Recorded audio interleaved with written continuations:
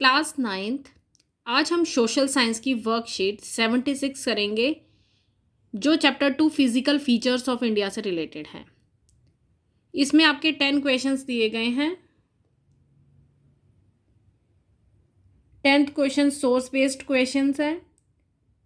तो हम स्टार्ट करेंगे क्वेश्चन नंबर 1 से। What is Doab? दोआब क्या होता है?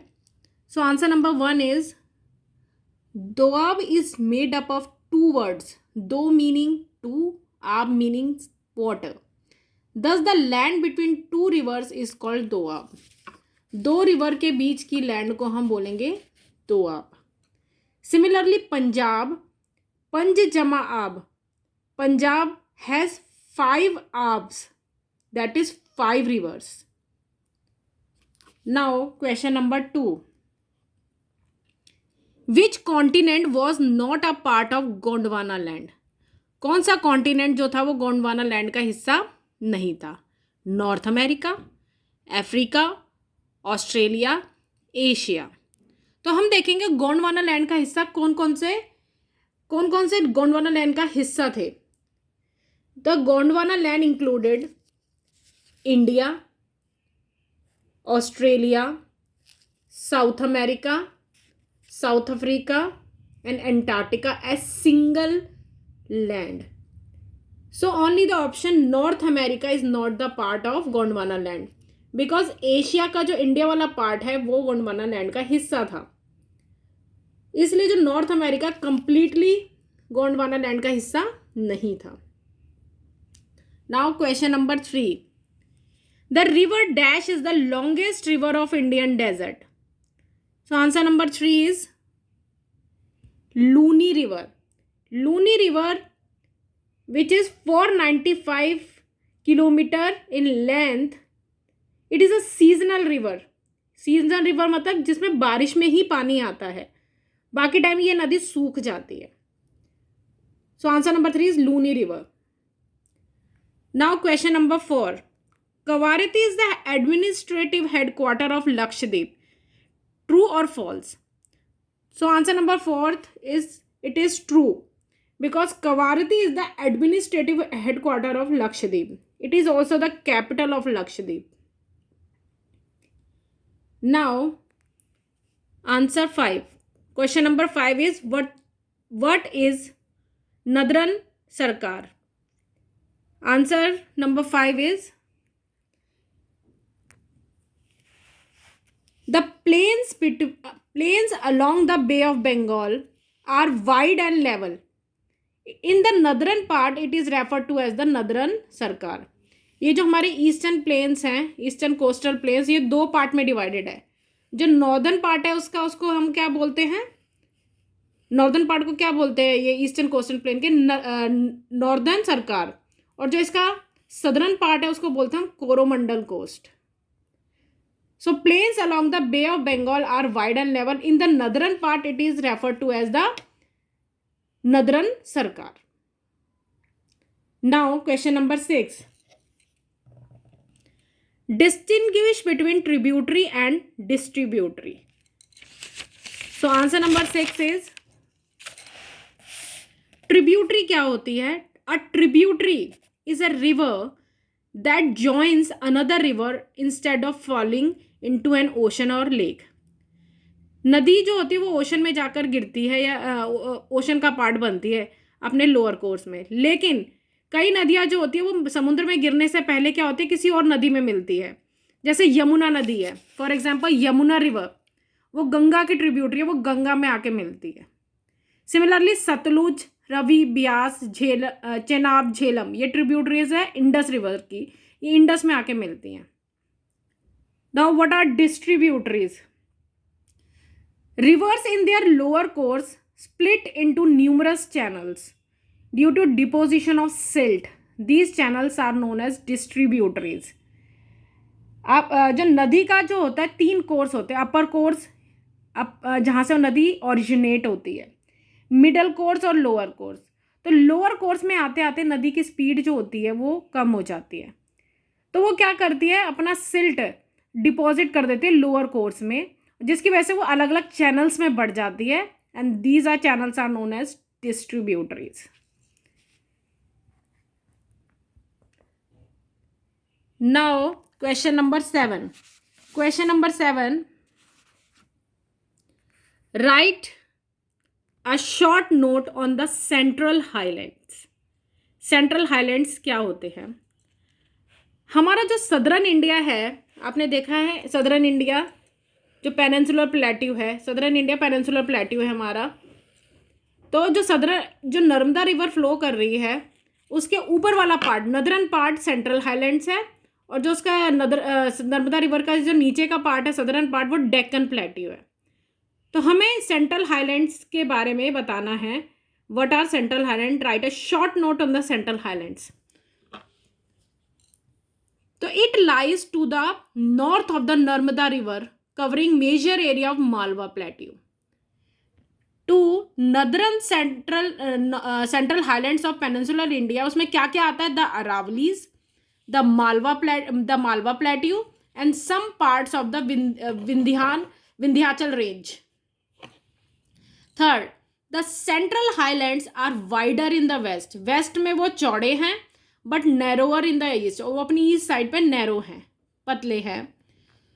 Fourth, the eastward extension of this plateau.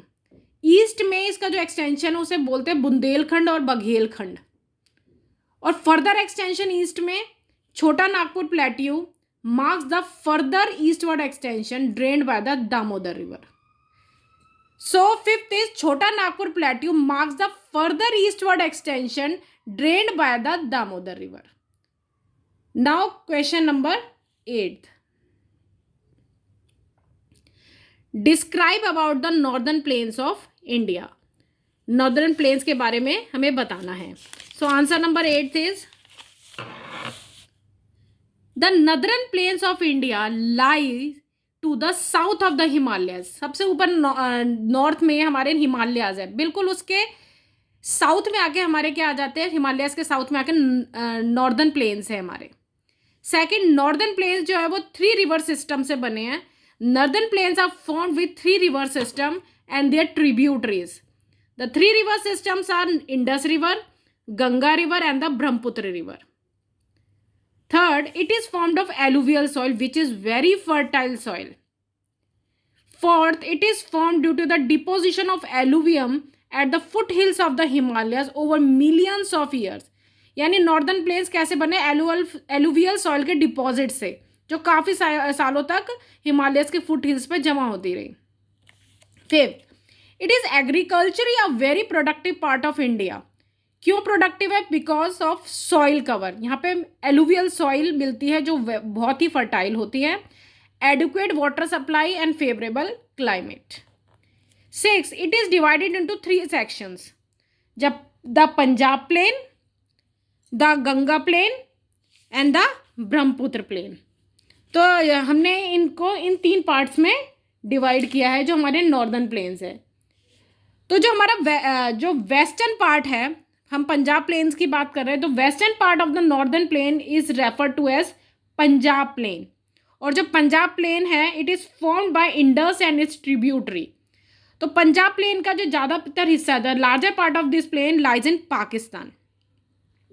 Secondly हम बात करते हैं गंगा प्लेन की। Ganga plain is situated between Teesta river and the Ghaghara river. और ये कौन कौन से रीजन्स में, द गंगा प्लेन कौन कौन से रीजन्स में आता है? अपने हमारे नॉर्थ इंडिया स्टेट्स में किस किस में आता है? हरियाणा, दिल्ली, यूपी, बिहार, कुछ हिस्सा झारखंड का है, और बहुत सारी नॉर्दर्न स्टेट्स इसमें आती हैं। और जब ब्रह्मपुत्र प्लेन है, Brahmaputra plains, the eastern most part is Brahmaputra plain. Major portion जो है इस प्लेन का असम में है। Now question number 9. Question number 9. Physiographic features of India are complementary to each other and enrich the country with her natural resources. Justify the statement with 5 examples. हमारी India में बहुत सारी फिजिकल फीचर और हर physical feature कुछ ना कुछ India को enrich करती है अलग अलग रिसोर्सेज से, तो हमें इसे जस्टिफाई करना है। सो आंसर नंबर 9 इज जैसे कि हम पहले देखते हैं कि हमारे नॉर्थ में हिमालयाज है, in the north India has Himalayas, perennial rivers originate from here, यहाँ पर हमेशा जिसके अंदर पानी रहता है वो नदियाँ बहती हैं, और it is rich in flora and fauna. Second है नॉर्दर्न प्लेन, नॉर्दर्न प्लेन्स कैसे बने हैं, by are formed by the Himalayan rivers due to deposition of alluvial soil, जो एलुवियल सॉइल आती है नदियों से बह के, वो यहाँ पर आके डिपॉजिट उन्हीं एलुवियल सॉइल ने डिपॉजिट होकर ही नॉर्दर्न प्लेन्स बनाए हैं, and this soil is very fertile and suitable for agriculture. Third is the Thar desert, India में थार डेजर्ट भी है वेस्टर्न साइड पर, has valuable reserves of minerals such as feldspar, gypsum etcetera. Energy is produce in the Thar desert using solar panels. India में plateau भी है, the peninsular plateau is rich in mineral and vegetation. Fifth is many parts of Indian coastal plane, जो India का coastal plains है that is also rich fertile soil on which apart from rice large variety of crops are grown. Some area of coastal plains have deposit of mineral oil. So this is answer number 9. Now question number 10, which is source based question. तो हम paragraph read करेंगे। The peninsular plateau is flanked by a stretch of narrow coastal strips running along the Arabian Sea on the west and the Bay of Bengal on the east. The western coast, sandwiched between the Western Ghats and the Arabian Sea, is a narrow plain. It consists of 3 sections. The northern part of the coast is called Konkan, that is from Mumbai to Goa. Central stretch is called Kannad Plain, while the southern stretch is referred to as the Malabar coast. The plains along the Bay of Bengal are wide and level. In the northern part, it is referred to as the Northern Sarkar, while the southern part is known as the Coromandel coast. Large rivers such as Mahanadi, Godavari, Krishna, Kaveri have formed extensive delta on this coast. Lake Chilika is an important feature along the eastern coast. So question number 1, by which name the coastal part of Mumbai and Goa is known as? So Mumbai to Goa part is known as Konkan. So answer number 1 is Konkan coast. Answer number 1 is Konkan coast. Now question number 2. Question number 2 is write the names of 2 coastal plains of India. India के 2 side पर, western coast पे western coastal plains है और eastern side पे eastern coastal plains है। तो हमारे 2 coastal plains of India कौन कौन से हुए? Western coastal plains and eastern coastal plains. Now question number 3, write the names of any 2 rivers of India which make deltas. हमने देखा Mahanadi, Godavari, Krishna, Kaveri have formed extensive delta on this coast. तो हम कोई भी 2 नदियों के नाम लिख सकते हैं, तो कृष्णा एंड कावेरी, महानदी, गोदावरी, आप कोई से भी लिख सकते हैं। Write any 1 economic benefits of the coastal plains of India. So answer number 4 is coastal plains, आपको पता है एलुवियल सॉइल से बनते हैं, which is very fertile soil and very suitable for agriculture. So coastal plains are made up of fertile alluvial soil which is highly suitable for agriculture. So that's all in your worksheet 76.